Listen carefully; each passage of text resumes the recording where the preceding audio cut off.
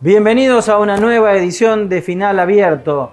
Los motores ya están en funcionamiento. La campaña electoral ha comenzado en la provincia de Corrientes. A menos de 50 días de las elecciones, los frentes políticos ya han mostrado las cartas. El camino electoral ha comenzado. Esta semana vamos a tener aquí la visita de los dos candidatos a vicegobernadores de ambos frentes, del frente oficialista y opositor, Pedro Brayar Pocar y Martín Barrio Nuevo. Y también vamos a tener la visita del candidato en primer término a diputado provincial, Germán Brayar Pocar. El sábado de la noche, finalmente, los 12 frentes políticos que van a competir en estas elecciones ya han presentado su grilla, su lista de candidatos. Lo que ha dejado esa presentación, este es el análisis.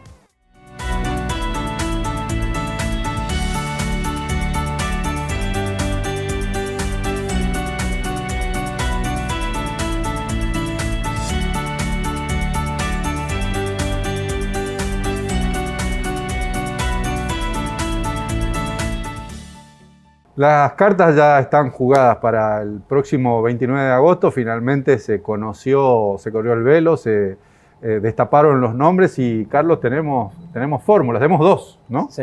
Y sin sorpresas, además, Pepe, ¿no? Me parece que más allá de todo lo que ha sucedido en las negociaciones, para que nadie quede afuera de los armados, por decirlo de alguna manera, porque eso es lo que se busca, ¿no? Es decir, tratar de contener a todos los sectores de una alianza y de la otra. Prácticamente no ha habido sorpresas, ¿no? Quizás en el nombre de Martín Barrio Nuevo como candidato a vicegobernador del Frente Corriente de Todos era uno de los nombres que no estaba sonando, si bien venía siendo medido, ¿no? Exactamente. Eso hay que decirlo, y tenía conversaciones periódicas con Juanchi Zabaleta, y Juanchi Zabaleta lo quería dentro del armado político por el nivel de conocimiento que tiene Martín en la opinión pública, ¿no? Pero además también un día antes ya más o menos ya se empezó a delinear, claro, y a perfilar bien ese nombre, una fórmula pura, podemos decir acá, ¿no? PJ-PJ, podemos buscar por ahí mínimas diferencias, pero lo que hizo el PJ fue blindar esta fórmula, ¿no? Pase lo que pase ahora, me parece que el mensaje es saber hasta dónde puede llegar esto y si lo que pase con el PJ a partir de ahora sea el punto de la reconstrucción, porque me parece que después lo que vaya pasando también en las otras listas, en los legislativos y en las comunas, no sé si le alcanza tanto a priori, ¿no? Porque elecciones son elecciones, ¿no? Pero si le alcanza tanto como para dar el batacazo, habría que ver, es lo único que se espera de esta elección, ¿no? A más de 45 días de las elecciones, que en realidad es un plazo pero muy corto, claramente mostrar un candidato sobre la fecha de las elecciones es generar una ventaja importante para, además, un hombre que viene muy bien posicionado como lo es Gustavo Valdés. Y no viene muy bien posicionado porque lo decimos nosotros, lo dicen todas las encuestas. No hay ninguna encuesta en contrario que mida a Gustavo Valdés por abajo el 65-70% de popularidad y de buena imagen, ¿no? Y esa fórmula con Brayar, si vos hablabas de una fórmula blindada del PJ puro, por decirlo de alguna manera, creo que tenemos que coincidir también que en Eco Más Vamos Corrientes también una especie de blindaje de la fórmula, porque no ha habido sorpresas. Sorpresa hubiese sido si colocaban a una mujer, si colocaban a un hombre joven, pero no. Es un hombre de experiencia, perfil que se adapta perfectamente a lo que pretende Gustavo Valdés de su vicegobernador, y por eso que uno dice que el nombre de Pedro Brayar Pocar era, más allá de todas las incógnitas que se habían abierto, a una decisión prácticamente ya preanunciada. De hecho, él mismo lo dice, ¿no? Valdés dice cuando lo presenta, da 2 o 3 características de Brayar Pocar. Y tal vez la más importante tiene que ver con la honestidad intelectual, pero también menciona la lealtad, ¿no? La lealtad, el compromiso con el proyecto político, y es alguien a quien, no solamente va a tener que cuidar el Senado en el caso de llegar, sino que también es muy importante la fórmula de ahora, porque dentro de 4 años esa fórmula se abre de nuevo, digamos, claro, ¿no? Sin que Gustavo Valdés, a priori, salvo que pase algo y se reforme la Constitución, pueda ser reelecto, cosa que hasta el momento no está. Y nadie está hablando del tema. Por lo tanto, la idea de blindar la fórmula tiene que ver también con que el proceso de dentro de 4 años sea un proceso tranquilo, una transición tranquila, ¿no? Hay sociedades que, en cuanto a su dirigencia, han evolucionado con respecto a la cuestión de la paridad de género y a la inclusión de los jóvenes, ¿no? Cuando uno hace el recorrido por las listas y demás, no nota que la paridad de género otra vez me parece que es una cuestión que sigue siendo postergada. Y yo a esta altura ya, Pepe, por lo menos es una opinión, me parece que por allí la dirigencia política, sobre todo la de Eco Más Vamos Corrientes, me parece que tiene medido eso. Sí. Cuando hablo de que tiene medido, me parece que las encuestas no plantean lo que por ahí se plantea por redes o lo que parece ser una necesidad de los tiempos modernos de la paridad de género, ¿no? Me parece que eso no forma parte de las cuestiones que la gente toma en cuenta cuando va a votar. Hay que decir, ojo que no es un juicio de valores, ¿no? Claro. Yo no estoy diciendo ni tomo posición con respecto a una cuestión o la otra. Si me das a elegir a mí me encantaría que haya paridad de género real, no una paridad de género ficticia y que solo quede todo en el discurso. Porque así como planteas, y vos lo escribiste muy bien, esto parece ser como claramente una cuestión de hombres. Exactamente, ¿no? Sigue siendo cosa de hombres, la supremacía es muy, muy grande. Hay que decir 3 o 4 cosas al respecto. Uno, que la supremacía masculina está más allá de lo que se dice. El discurso no permea y siguen siendo mayoría hombres. Pero además cuando se hace el discurso después no se condice con los hechos. Exactamente. Lo otro tiene que ver con que Corrientes sigue siendo una de las pocas provincias sin tener paridad obligatoria, digamos. Entonces se dice que hay más mujeres que lo que reclama la ley, es decir, el 30%. Está bien, pero estamos hablando de otra cosa. Y bueno, habría que ver cuándo cambia. En el único lugar que por ahí se notó ese condimento, vamos a ver otra placa, es en la fórmula de intendente, la sorpresa, tal vez la única sorpresa del... que es lo único que puede sonar un poquito disruptivo, exactamente. ¿no? Por lo demás, también, bueno, esto era de manual, yo sabía que la fórmula era Tassano-Lanari y lo de Cantero, que ya también estaba definido, y lo de la doctora Gladys Abreu, que aparece como una de las pocas sorpresas del cierre de lista, ¿no? Exactamente, bueno, y acá están echadas las cartas, no sé, hay quien dice que por ahí esto puede ser lo más interesante que veamos el 29 de agosto, porque por ahí el final es abierto en la capital, qué sé yo, y además porque hay una cosa, ¿no? Que Tassano va a tener que vencer un viejo maleficio, ¿no? Que es que ningún intendente que buscó la reelección lo consiguió, como tampoco ningún intendente que aspiró después a gobernar la provincia, a ser gobernador, tampoco lo logró. Al revés sí, está el caso de Tato Romero Feri, ¿no? Fue intendente, después fue gobernador y después fue intendente. Ahora, lo de Gustavo Cantero también plantea como una cuestión que es muy interesante desde el punto de vista del análisis político. ¿Podrá Gustavo Canteros romper con esa tradición de que en la provincia de Corrientes, en la capital, no hay casi corte de boleta? Porque se plantea con esto una poderosa maquinaria electoral que es Eco Más Vamos Corrientes. Exactamente. Que una vez que está puesta en funcionamiento es imparable, ¿no? Exactamente. ¿Podrá Gustavo Canteros plantear que el escenario de capital es diferente al escenario provincial? Es un desafío para sus analistas políticos, para quienes van a trabajar con el marketing electoral. Prima facie, yo lo veo bastante difícil y bastante complicado. La gente no corta de manera importante boletas cuando hay una figura tan fuerte como la de Gustavo Valdés en la capital. Que va a ser el elector en capital. Gran elector, y en ¿Cómo hacer para lugares. separar a Valdés de la elección? Ese es el desafío que hoy tiene que plantearse todo el equipo de diseño de la campaña política de Gustavo Cantero. Salvo que lleves cortada la boleta, ¿no? Que pero también para eso necesitas toda una maquinaria electoral que yo no sé si Canteros la tiene. Bueno, salvo que lleven cortada la boleta y que se plantee un escenario de bueno, no atacar la figura del gobernador. De hecho, sigue siendo el vicegobernador de Valdés. Hay coincidencias ahí, pero hay que ver cómo se manifiesta, y es verdad, históricamente la provincia de Corrientes no ha cortado más de un 5, un % de corte de boleta. Eso hace presumir de que el gran elector va a ser Valdés, y que si las encuestas se traducen en votos, va a ser una elección bastante complicada para Canteros, y Tassano estaría en las puertas de romper un maleficio. Hay que ver qué es lo que pasa, ¿no? El escenario provincial, con otro elemento que me parece que es importante para el análisis, Pepe. Cuando se produce el acto de lanzamiento de los candidatos de Eco Más Vamos Corrientes, presenta a los candidatos a intendentes. 127 candidatos tienen 57 localidades. Es decir, que en algunas localidades hasta llega a tener 4 o 5 intendentes que van a llevar a nivel provincial la boleta de Gustavo Valdés. Una fortaleza territorial que indudablemente el peronismo no la tiene.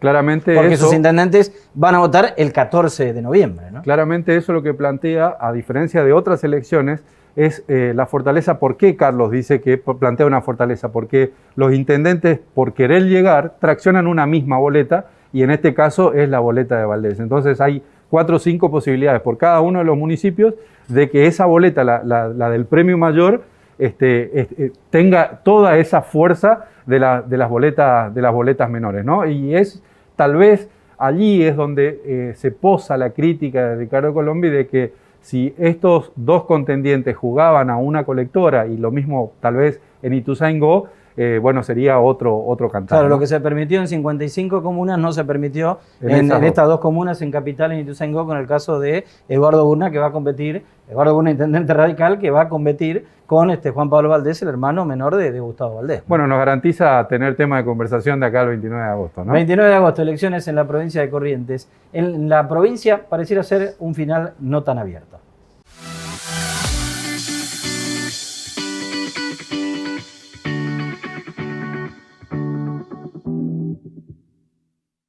Tenemos la visita aquí en Final Abierto del candidato a vicegobernador por el Frente ECO Vamos Corrientes, el doctor Pedro Brayar Pocar.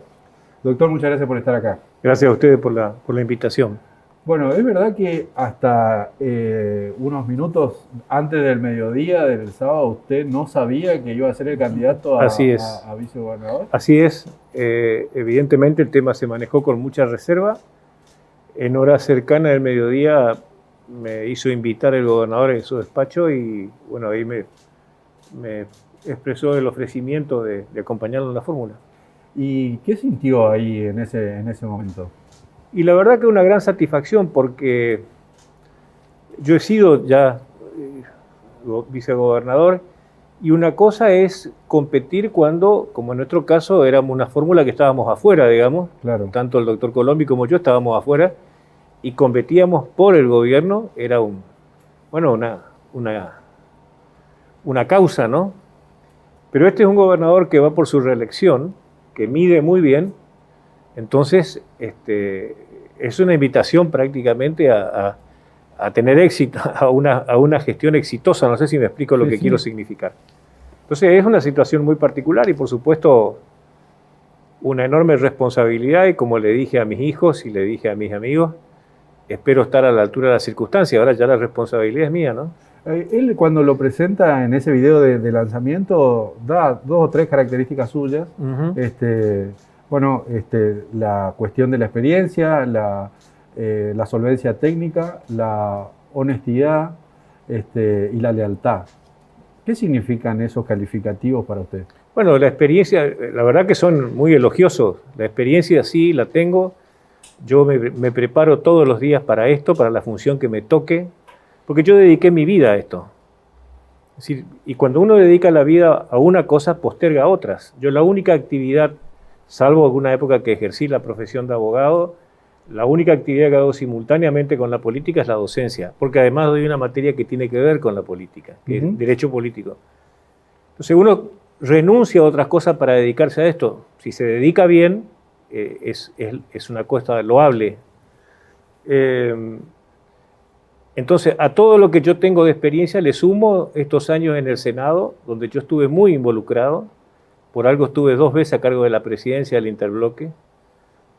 Y bueno, y mi experiencia como vicegobernador anteriormente, que me tocó fundar y organizar el Consejo para el Crecimiento Económico y Desarrollo Social, que tiene rango constitucional y que es un tema al que esta gestión de gobierno le da mucha importancia, porque tiene que ver con planificar metas, logros y objetivos a corto, mediano y largo plazo, en una integración total con la sociedad civil. Uh-huh.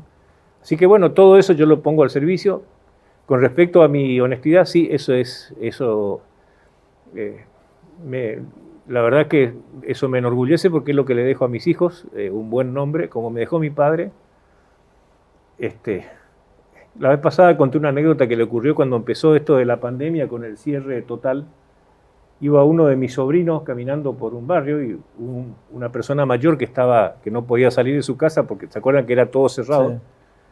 Le dice, ¿usted es el nieto de fulano de tal? De mi padre. Sí, le dice. Bueno, hágame un favor, págueme esta cuenta.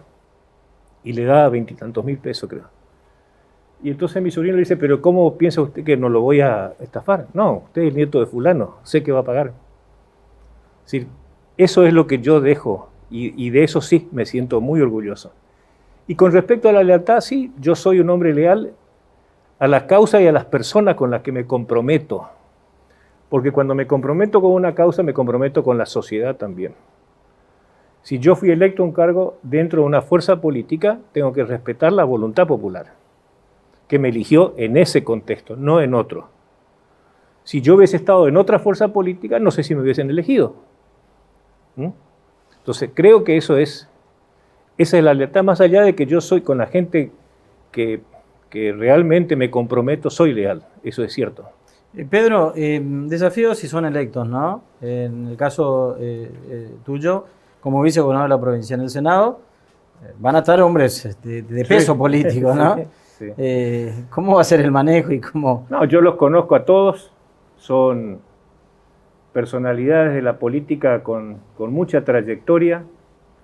Yo sé el aporte que cada uno de ellos ha hecho a la provincia.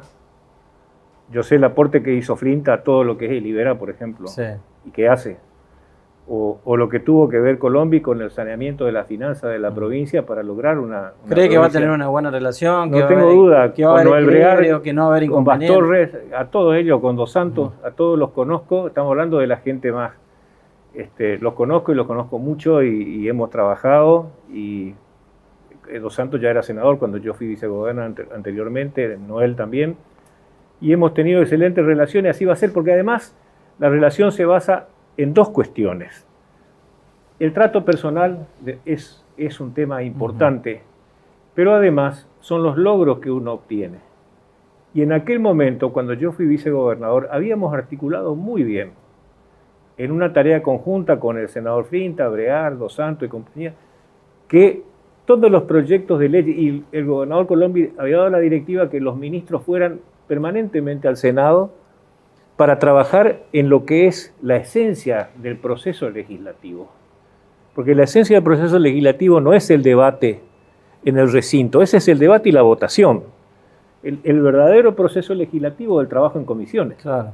donde uno desmenuza los proyectos, le introduce cambios, correcciones, etcétera, y ahí venían los Aparte, ministros. donde también juega la política, ¿no? Tiene que ver con el acuerdo, con el diálogo. Y a veces sale acuerdo y a veces no. Claro. Y a veces no. Por Ahora, eso suele haber un despacho de mayoría, otro de minoría, o a veces despacho unificado. Pero lo que quiero decir es ahí donde van los invitados, ahí donde van los... Y exactamente iguales en el Senado de la Nación. Son diferencias de escala nada más. ahora, doctor, usted es un hombre que siempre bajo su brazo está la Constitución. Usted es un estudioso, además de todo esto. En 2019 se vio algo que no se vio en muchísimo tiempo, que es una elección formidable del actual gobernador, donde, bueno, en ambas cámaras tienen mayorías Sí. agravadas, etcétera. Si todo va como parece que va a ir, esta elección puede que sea también muy buena y eso también va a tener su correlato legislativo. Tener tanta mayoría, tener o no tener tanto contrapeso, ¿le va a adicionar a usted una responsabilidad todavía mayor de generar equilibrios, de generar consenso allí donde la oposición está tan debilitada? Mire, es una buena pregunta. Y la verdad es que nunca me tocó manejarme en un esquema tan cómodo, digamos, ¿no? Yo en los años que llevo de senador, 4 años fui oficialista cuando teníamos total minoría. Y en los 2 años de oposición, año y pico que llevo opositor, también somos minoría. Así que, y en aquel momento, cuando yo fui vicegobernador, arrancamos con 4 senadores y a los 9 meses teníamos 2/3. Es decir, yo creo que los consensos de una u otra manera se construyen todos los días.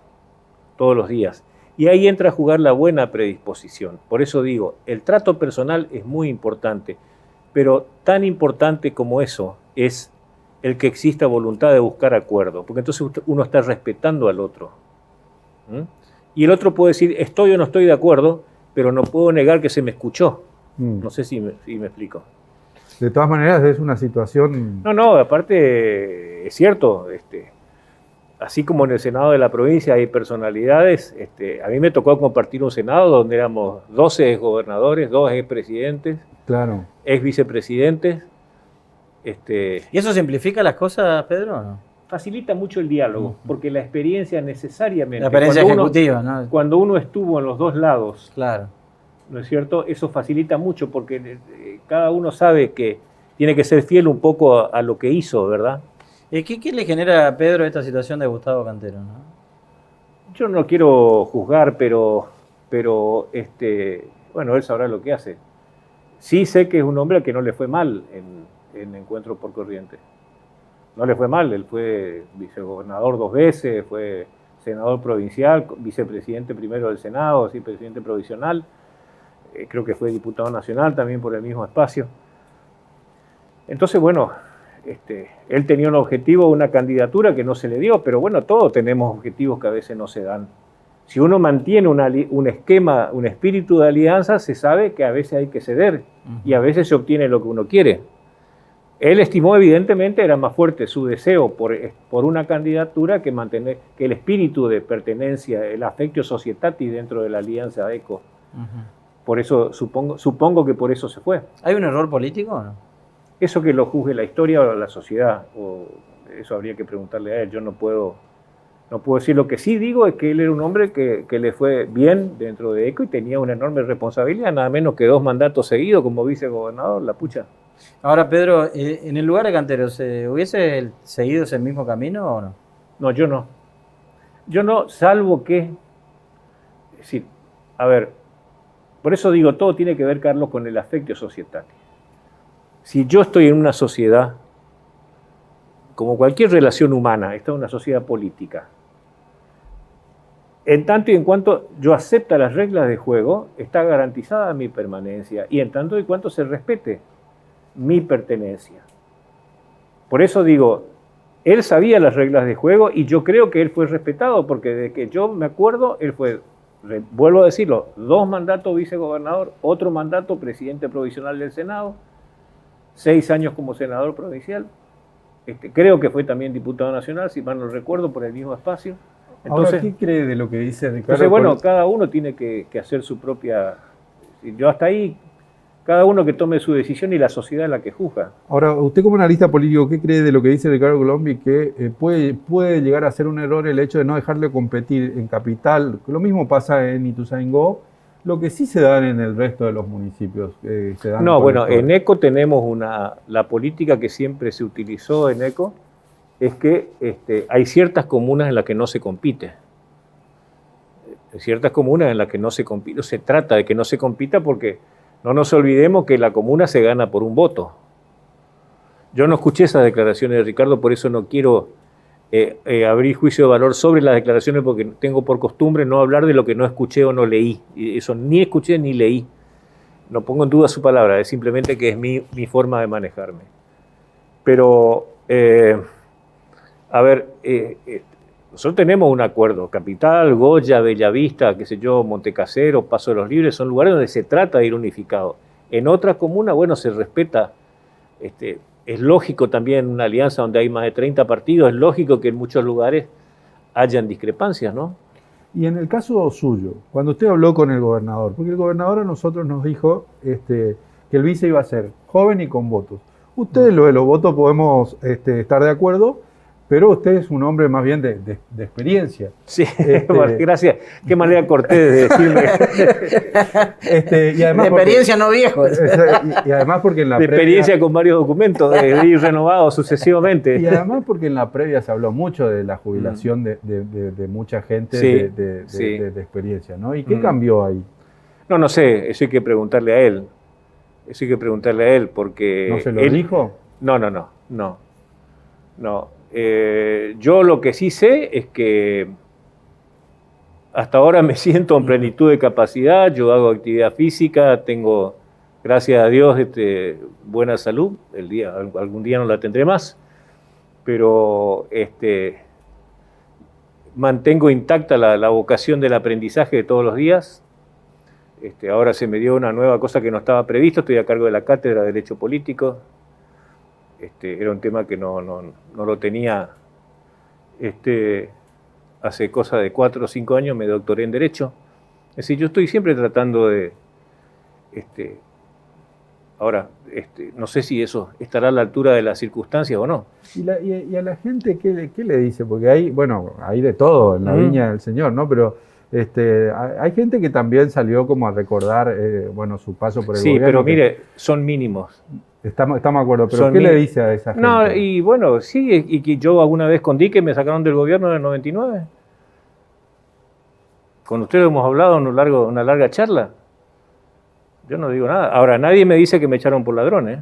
Claro. Y el diputado informante de aquel momento, que fue el diputado Branca, dijo claramente, yo no imputo delitos. Ujú. Yo no imputo delitos, dijo. De hecho, eso está Está documentado, está sí. documentado todo. Entonces, sí, que hubo una coyuntura política muy adversa. Seguramente nosotros tuvimos cuota aparte porque éramos los que estábamos en el gobierno en ese momento. Y bueno, terminó en eso. Y el costo, yo siempre dije, lo dije en aquel momento y lo digo ahora, el costo menor fue mi separación del cargo. Hubieron otros costos después. Claro. Y desde el punto de vista personal, porque yo le escuché decir también en esta hora que usted estaba listo como para no abandonar la política, pero sí, tal vez... Si eso era lo necesario, sí, y con toda tranquilidad, porque yo tengo, si algo me he dedicado a la formación de gente joven en el partido, tenemos unos cuadros espectaculares, así que la verdad es que no, la permanencia o no en un cargo, bueno, pero se dio esto y obviamente que, reitero, estoy trabajando el doble porque... como lo dije en el acto de ayer, que el gobernador que está considerado desde hace más de 2 años entre los 3 de mayor prestigio de la Argentina, me ofrezca ser su compañero de fórmula, es una carga tremenda para mí. Por eso ahora estoy tratando más todavía de esforzarme para responder bien a ese acto generoso. Vamos a seguir hablando seguramente. Muchas gracias por estar acá. Gracias a ustedes. Estamos hablando con el candidato a vicegobernador de la Alianza Oficialista, el doctor Néstor Pedro Brayar Pocar.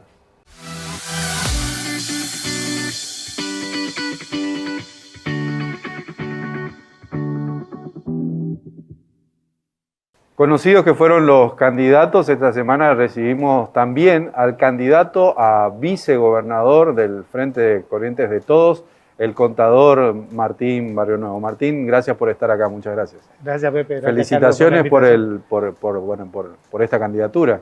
Bueno, muchas gracias. Para mí es un orgullo, una responsabilidad, un compromiso, poner el hombro. ¿Estaban tus planes? Se habló muchas veces de distintos espacios o de distintos lugares que podría haber ocupado. En todo este tiempo de construcción de nuestro espacio político, en el que teníamos que unificarnos, algo que hemos logrado. Siempre tuve claro que quería ser un actor clave de la unidad. Y para eso siempre lo primero que uno debe hacer es decir, che, mi nombre no lo pongan, yo estoy para colaborar desde afuera, para empujar y para empujar este cargo, ¿no? Bueno, después las cosas se fueron armando, se fueron dando, a las compañeras y compañeros en primera instancia y a los miembros de la Alianza le parecía importante que acompañen la fórmula para complementarnos con Fabián. Y por supuesto, yo soy un jugador de equipo y tengo claro que tengo que estar donde hay que estar. Ahora, nosotros dijimos acá una apreciación particular, por supuesto, ¿no? Que tiene que ver con que la oposición también blindó su fórmula, ¿no? Si el oficialismo la blindó, la oposición también blindó, puso dos puros, digamos, en términos de la política. ¿Cuál es el objetivo ahí? No, yo creo que el objetivo, básicamente, en un tiempo de pandemia, lamentablemente, en un tiempo de pandemia, podríamos haber votado el 3 o el 10 de octubre, como nosotros dijimos hace 2 meses atrás. Hace 2 meses atrás le dijimos al gobernador que íbamos a estar con picos de casos de COVID como estamos en este momento en el inicio de pandemia. Nosotros estamos empezando la campaña y en Goya están en fase 2. Lamentablemente el gobernador priorizó su conveniencia electoral al cuidado de la salud de la gente, ¿no? Pero en este contexto, evidentemente, uno debía también partir de nombres propios instalados. Me parece que fue un poco por allí. Pero yo creo que, y no hablando de mi persona, sino que en general la fórmula cayó muy bien hacia adentro de nuestro espacio. Y me parece que tenemos que seguir construyendo a partir de ahí, ¿no? Ahora, Martín, ¿están contenidos los intendentes del PJ? Sí, sin duda. A ver, los intendentes no es que están contenidos, los intendentes son constructores de este espacio. Porque cuando yo veo la foto de la Costanera, Martín, son todos de la capital, salvo Ana Claudia Almirón, el resto son todos de la capital. Está bien, independientemente de las fotos, vos me preguntabas saliendo de las fotos. Sí, ¿no? sí, obvio. Lo que yo digo es que La realidad es que los intendentes no es que son el continente, no el contenido. Son parte central de esta construcción. Nosotros esta construcción la venimos haciendo hace un año, con los intendentes. Con dirigentes de distintos espacios políticos. Hemos logrado niveles de acuerdo, de consenso, de poner al colectivo por encima de los nombres propios. Yo recién te hablaba de mi posición particular, poniendo mi nombre propio abajo para construir lo colectivo. Es lo que logramos todos. Y ese colectivo está empujado por los intendentes, no tengas dudas. Respecto a eso, yo al menos no tengo ninguna... Por supuesto, hay situaciones que las tenemos que conversar, hay situaciones, pero son todas las cosas a partir de la cual uno sabe esto está resuelto, no es un problema. Ahora, Martín, ¿no es una desventaja que en las comunas administradas por hombres y mujeres del PJ se vote en noviembre y no ahora? No, en todo caso es una estrategia, no una desventaja, ¿no? Pero es difícil, ¿quién va a trabajar en esos días, en cada localidad, en cada pueblo? A ver, nosotros volvamos, en primer lugar, a partir de la construcción que han hecho los intendentes de este espacio, ellos van a estar absolutamente involucrados en la elección. Pero además, y saliendo de mis compañeros y compañeras, a ningún intendente le gusta perder ninguna elección en su lugar. Eso es por definición, con lo cual yo no solo no tengo dudas, sino que además me consta, porque estoy hablando con todos ellos, que nos están invitando, che, vengan para acá, vamos allá, vamos a hacer esto. La realidad es que por supuesto, en el momento de los cierres de lista, es la exteriorización de los nombres propios, los que nos involucramos en política, por supuesto que queremos estar en la cúspide, en el momento cúspide de la democracia, que es la elección, ¿no? También los heridos del cierre de lista, ¿vos crees que no va a pasar a mayores? Por ejemplo, hubo declaraciones de Carlen, del Tata Sananes, de alguno más. Las declaraciones de Tata Sananes fueron correctísimas. Yo al menos no. Tata dijo, bueno, me hubiera gustado estar y por supuesto lo entiendo y lo acompaño en su pensamiento. Pero dijo, voy a estar acompañando a mi candidato. Es decir, no va a pasar de ahí. ¿Qué más que eso, ¿no? Después, bueno, hay otros compañeros, compañeras que por allí les gusta más trascender desde lo que dicen afuera que lo que pueden demostrar y hacer adentro. Con todos vamos a hablar, con aquellos que sienten la necesidad de seguir conversando, lo haremos.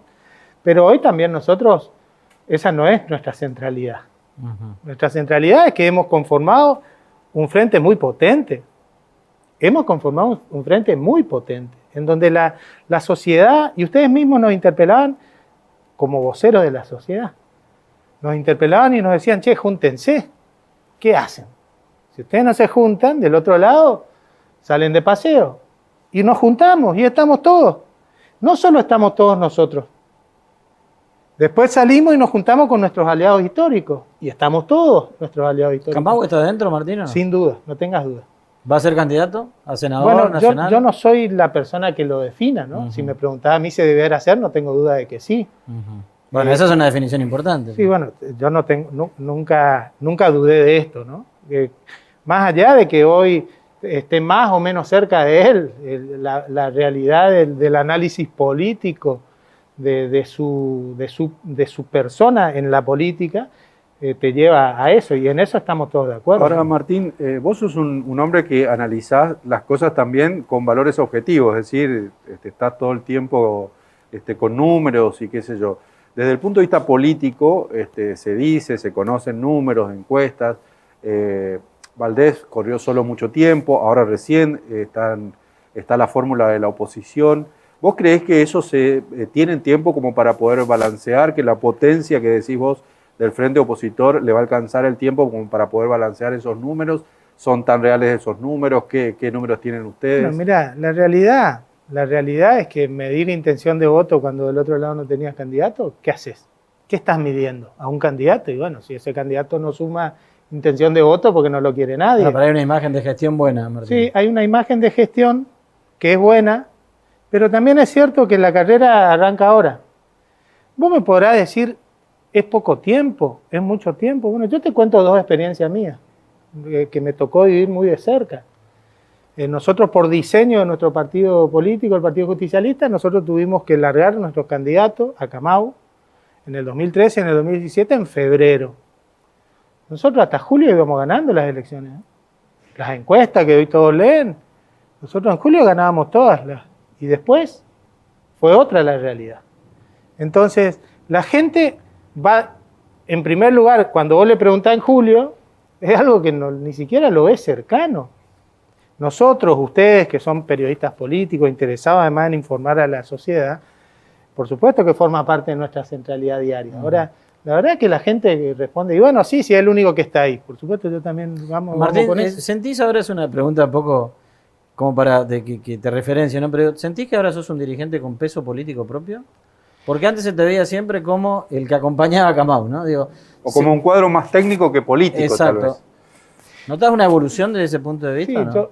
yo he ido evolucionando más allá del peso, y no es porque me ajuste la camisa. He ido evolucionando porque también he ido entendiendo otras cuestiones de la política. ¿En qué sentido? Mi paso por el Poder Legislativo me ha dado la posibilidad de entender que mi idea es la mía, no es la única. Claro. Y que la generación de consensos es clave. Y que el rol que me va a tocar, si la ciudadanía así lo dispone, como vicegobernador, va a estar en ese sentido. Entonces, cuando vos vas agregándole atributos a tu capacidad política, y bueno, evidentemente eso también se ve después en la evaluación. Pero te das cuenta que estás teniendo un peso político propio. Sí, sin duda. Más allá de cualquier estructura. Hemos empezado a tenerla en el 2019, en donde me tocó encabezar la lista de nuestro espacio político. Recuerdo aquel 2019 y hoy veo que estamos todos juntos, y por eso que digo, ojo, no nos subestimen. Yo veo, no lo digo por ustedes, digo por el oficialismo. El oficialismo tiene un nivel de soberbia que es muy mala consejera. Yo veo que algunos creen que ganaron el partido antes de jugarlo, ¿no? Bueno, quizás esa sea una ventaja para ustedes, ¿no? Sí. No tenga dudas, te estaba por decir. Hay algunos que creen que ganaron el partido antes de jugarlo. Yo tengo una experiencia muy cercana, ahora que estamos todos contentos y felices, no solo por Argentina, sino por Messi. A Bolsonaro le dijo a Alberto Fernández que iba a ganar por 5-0 Brasil. A los 2 días la realidad le dijo otra cosa. Yo creo que a la soberbia hay que ponerle humildad, que al poder hay que ponerle trabajo. Es lo que venimos haciendo, lo vamos a hacer. No tengan duda que lo vamos a hacer. Los vecinos de Corrientes sepan que lo vamos a hacer. Nosotros estamos en este espacio para representar a esa porción de la sociedad que nos pedía, júntense, organícense, sean lo que nosotros necesitamos que sean para representarnos. Bueno, estamos siéndolo. No solo con nuestro partido, no solo con nuestros partidos aliados, sino con la incorporación también del actual vicegobernador de la provincia, Gustavo Cantero, en un espacio que sin duda adquirió fuerza. Entonces, después nos dirán, hay tal enojado, tal otro, también los vamos a contentar. Ahora, el carro va y nosotros estamos empujándolo. Nosotros estamos empujándolo, poniendo el hombro en un momento de la historia que es muy significativo. En un momento de la historia en donde la pandemia va a pasar, Carlos. La semana pasada en la Argentina se vacunaron 2,5 millones de personas. La semana pasada en la Argentina fue el país que más vacunó en todo el mundo por persona. La pandemia va a pasar, Corrientes está dentro de la Argentina y también está avanzando con la vacunación. Y entonces nosotros tenemos que ver cómo vamos a atender la recuperación de la economía, de los lazos sociales, de los lazos educativos, culturales, que se han roto en este tiempo. Estamos en un momento histórico y por eso estamos unidos para poner el hombro, ¿no? Martín, muchas gracias por estar acá. Por favor. Estábamos hablando con Martín Barrionuevo, candidato a vicegobernador por el Frente Opositor. Esta es la primera charla, seguramente vamos a tener más de aquí al 29 de agosto.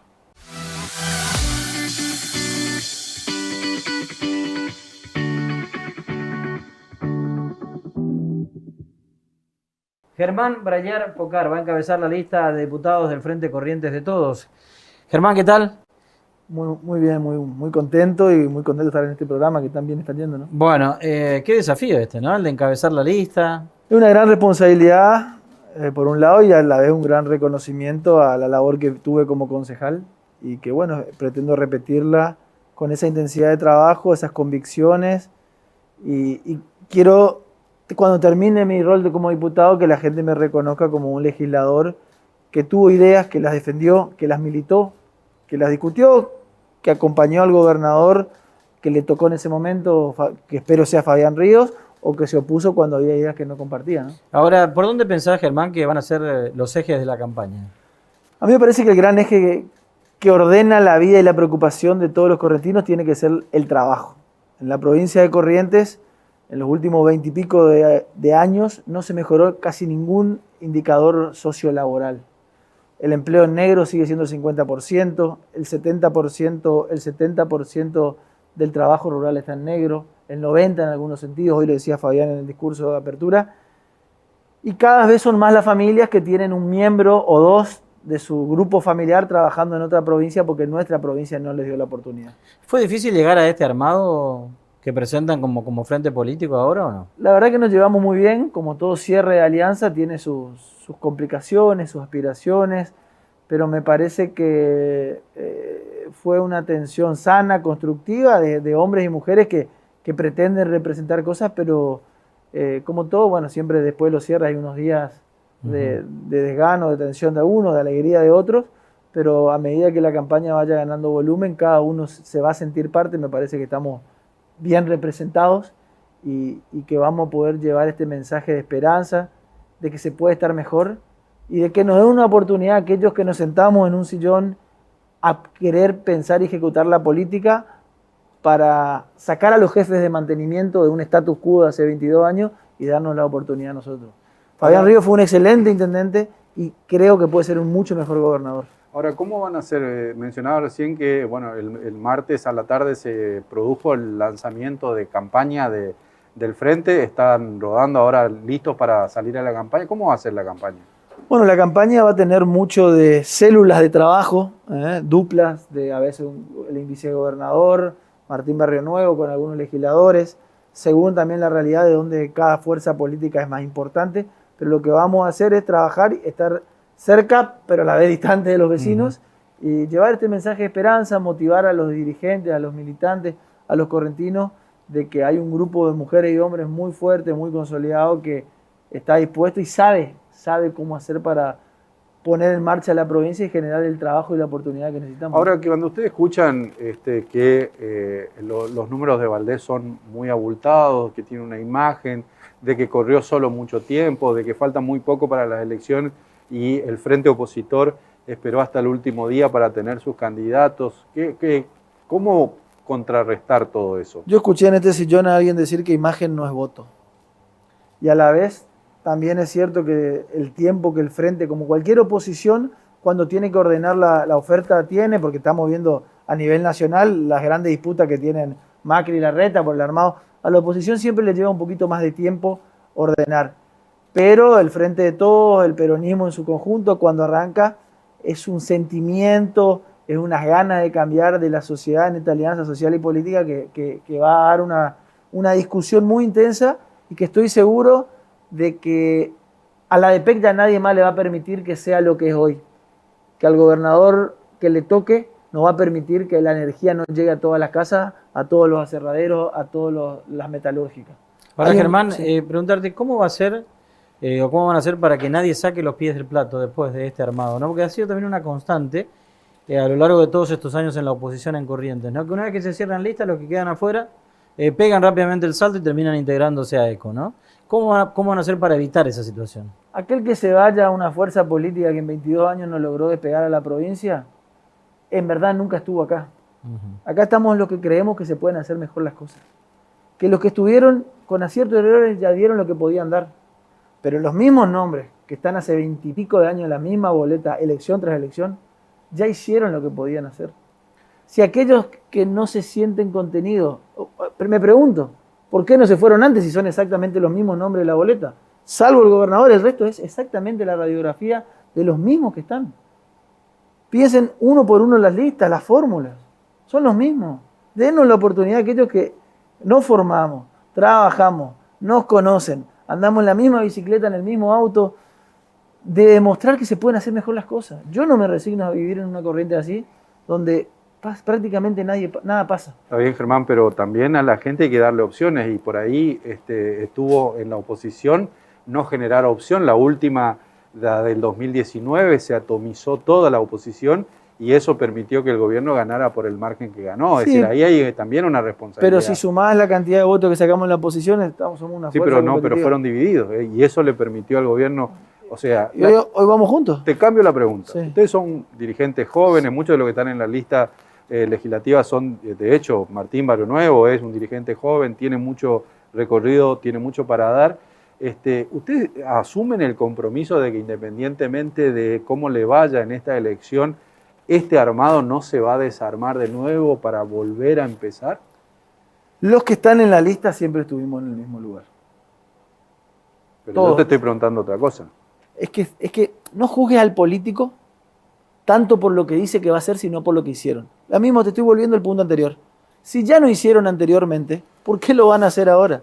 Y los que estamos en esta lista, fuimos opositores al gobierno de Eco Cambiemos durante los peores años de nación, provincia, municipio, que era una suma del poder enorme. Y todos los que están hoy en la lista representados y todo el equipo, con Martín, con Fabián, estuvimos en ese momento. Y vamos a volver a estarlo.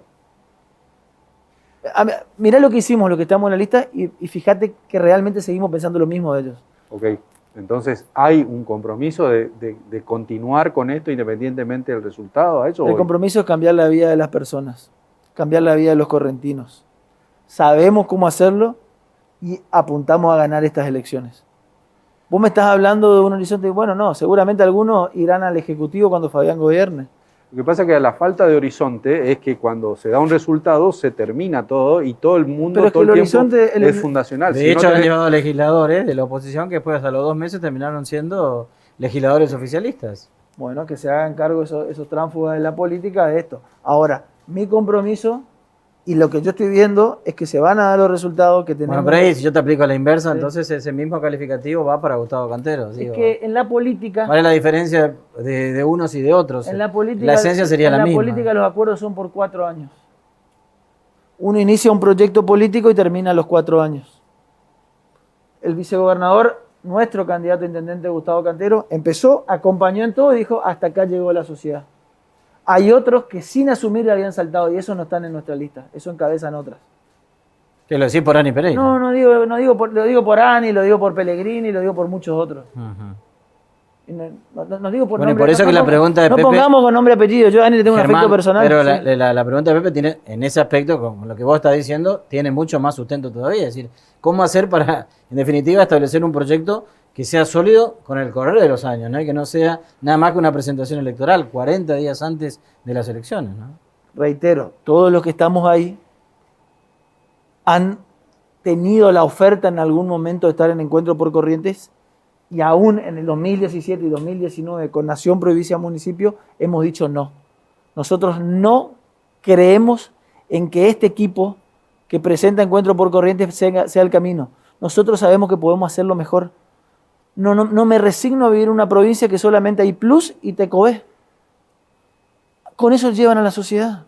¿Y el resto qué? Muy bien por los empleados municipales que van a recibir, como en todas las elecciones, cada 4 años, 20.000 pesos, plus una DAIA del gobierno nuestro. Perfecto. ¿Y los que no están? Esta provincia así no puede seguir. Paremos con el éxodo de correntinos que no encuentran una oportunidad. Miren, estoy convencido de que la provincia tiene los recursos humanos y naturales para generar muchísimas más oportunidades y riqueza de lo que está generando. Acá la deuda de poner a Corrientes donde tiene que estar es de los que nos estuvieron gobernando. Sabemos que el potencial y la fuerza del correntino todavía no está en su máxima plenitud. Y nosotros, con Fabián, con Camau, que nos está acompañando en esto, con Martín Barrio Nuevo, con Gustavo Cantero, con Teo, la viceintendenta, con Pitín, tenemos las ganas, la adrenalina. ¿Camau va a ser candidato a legislador nacional? Camau está en el equipo, Camau está apoyando esto, muchos de esos equipos están acá, el mismo nuestro vicegobernador Martín, que es un cuadrazo político, estuvo, gestionó y demostró que también sabe manejar y puede tener solvencia financiera, que es algo que tanto se jacta Encuentro por Corrientes. Más solvencia financiera y técnica que Martín, que yo creo que va a ser un vicegobernador y a la vez un ministro de Hacienda. Muy difícilmente lo encuentre. Y a veces, como en el caso de Martín, fue mucho más valorada su solvencia técnica en los medios nacionales, en la política nacional, y después se lo está reconociendo ahora en la provincia. Eso pasa con muchos correntinos. Germán, muchísimas gracias. Muchas gracias a ustedes. Germán Brayar Pocar, esta semana en final abierto, es candidato a diputado en primer término del Frente Opositor.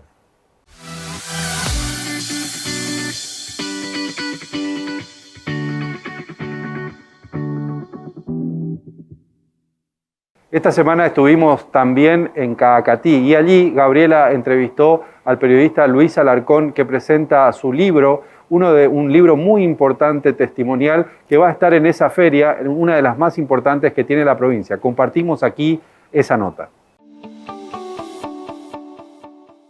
En esta propuesta de hacer un programa diferente vinimos a Caacatí palpitando un poco, como les contábamos, la 8ª Feria del Libro. Y en este marco nos encontramos con un colega, pero también una referencia para todos nosotros, que es Luis Alarcón, que tiene un libro nuevo y sobre eso vamos a hablar. ¿Cómo estás, Luis? ¿Qué tal? ¿Cómo estás?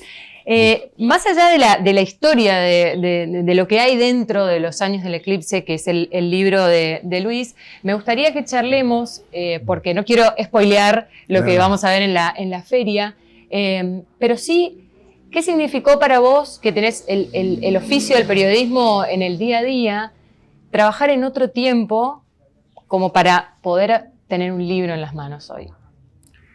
Bueno, esta es una historia que yo me prometí plasmarla, escribirla, hace más de 40 años atrás. ¿Y por qué no cumplí 40 años atrás con esa promesa que me hice en ese momento? Yo lo atribuyo a una especie de bloqueo psicológico, porque los recuerdos que están volcados en ese libro, evidentemente fueron muy dolorosos. Y como explicaría Lacan o Fernando Abelenda entre nosotros, por algún mecanismo de preservación, lo oculté dentro mío. Ni siquiera mis hijos, ni siquiera mi esposa sabía toda esta historia. Sabían algunos capítulos, algunas puntas del iceberg. Claro.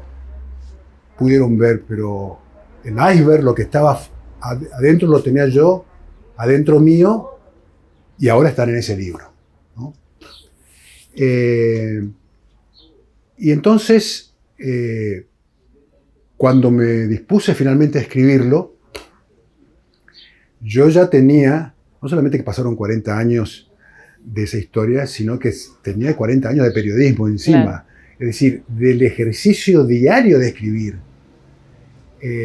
Y el libro, bueno, algún crítico, algún analista, tal vez lo podrá decir mejor que yo, pero para mí, indudablemente, tiene mucha de impronta periodística. Allí hay no solamente recuerdos, así, como un ejercicio meramente de la memoria, sino hay investigación también. Hay volver a recurrir a fuentes escritas de ese pasado que allí está reflejado, para mantener la rigurosidad histórica, ¿no es cierto? Y que no esté demasiado sometida a la distorsión de la memoria, que a veces nos hace zancadillas la memoria, ¿no? ¿Te interpeló publicarlo ahora, en este hoy que vivimos? ¿Te interpeló en tu propio presente como periodista, como persona comprometida con la realidad, como persona que mira de una manera en particular la realidad? Traer todos estos 40 años al hoy, ¿qué te significó? Claro, es como dice una cita allí del escritor norteamericano John Steinbeck, ¿no? En su gran novela Viñas de Ira.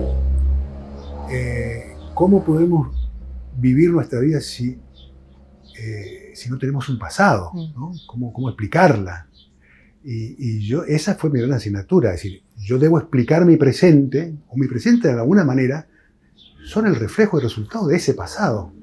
Yo tenía una deuda con ese pasado, esa deuda que humildemente trato de cubrir con este libro, ¿no? De cubrir con este libro. Y bueno, el presente todavía tiene preguntas que nos siguen interpelando, porque todavía en este presente nos preguntamos qué pasó. Y desde ese punto de vista, este libro no es más que un humilde aporte a un gran libro que todavía se está escribiendo, porque así, como ahí están los testimonios de un expreso político, hay otros libros que se han escrito sobre lo mismo, incluso sobre autores de nuestra región. Pienso, por ejemplo, en Carlos Aranda, correntino que vive en el Chaco, que escribió su Memoria de ratón, que de alguna manera es lo mismo, es un compañero no solamente con el que estuvo preso, sino fue uno con los que salí en libertad, y él escribió también un libro sobre esa experiencia. O pienso en el correntino Jorge Giles, en el montecasereño Jorge Giles, ahora vive en Buenos Aires, fue diputado nacional en este periodo democrático, y que escribió hace poco su libro que se llama Mocasines. Y puedo citarte muchos otros libros escritos en diversas partes del país por detenidos. En ese sentido, mi libro es un aporte más, como un capítulo más a ese Claro. gran libro que todos escribimos. Ahora, y más allá de los recuerdos, ¿no? que está bueno ponerlos en el relato y sumarlos a este concierto, y pensando también que estamos en este lugar que también reúne de alguna manera la historia de este sitio, de este territorio. ¿Cómo funciona en vos este ejercicio de mantener la memoria viva, trayendo justamente y resignificando tal vez esas cuestiones del pasado, con ese tiempo que pasó justamente para poder ponerlas en palabras? Bueno, como vos decís, este contexto en que estábamos, Cacatí, un pueblo con historia, Corrientes, vaya si tiene historia, ¿no? Tiene mucho más historia que mi provincia natal, el Chaco, que es más joven en ese sentido. Y bueno, y este lugar, que ahora convertido en museo, el asturiano, cuna, lugar natal del gran poeta que fue David Martínez, y de alguna manera me identifico con esa necesidad de recordar la historia. Hay una anécdota que en este momento se me viene a la cabeza de otra circunstancia, porque no solamente Argentina, el mundo vivió por estos procesos tumultuosos, la humanidad entera, ¿no? Y hubo una anécdota de los tiempos también trágicos de la madre patria, de la Guerra Civil Española, donde presos, donde el destino de esos presos también fue la muerte, o el fusilamiento, como le tocó al poeta García Lorca, entre tantos otros. Sí, sí. Un grupo de presos logra fugarse de la cárcel, ¿no? Pero por alguna circunstancia, detalles que yo no conozco, en el plan de fuga solamente pueden fugarse algunos, no todos, ¿no? Entonces, uno de los presos más viejos le toma la mano a un joven y le dice: anda vos, yo me quedo, porque vos tenés mucho más para vivir todavía, ¿no? Y yo no.